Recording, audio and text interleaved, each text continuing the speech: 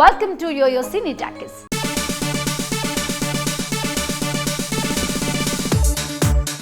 ఆఫర్లో క్యూ కడుతున్న యాంకర్ అనసూయ చాలా సెలెక్టెడ్ గా సినిమాలు చేస్తుంది.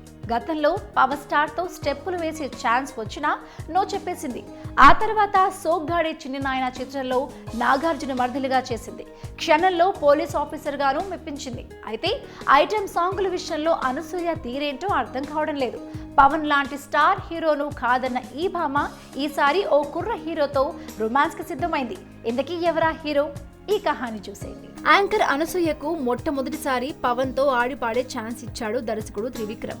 అత్తారింటికి దారిది చిత్రంలో హంసనందిని ప్లేస్ లో అనసూయ చిందేయాల్సి ఉంది. అయితే ఎందుకో తెలీదు కానీ అమ్మడప్పుడు ఆ అవకాశాన్ని తిరస్కరించింది. మంచి పాత్రల కోసం ఎదురు చూస్తుంది అనుకున్నా ఆ వెంటనే నాగ్ మరదలిగా సోగ్గాడే చిన్ని నాయన చిత్రంలో ఆడిపాడింది.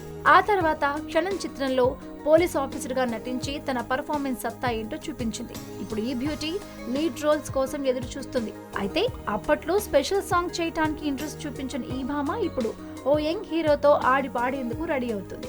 మెగా వారసుడు సాయి ధరమ్ తేజ్ హీరోగా తెరకెక్కుతున్న విన్నర్ సినిమాలో స్పెషల్ సాంగ్ కు అనసూయ ఓకే చెప్పిందన్న టాక్ వినిపిస్తుంది.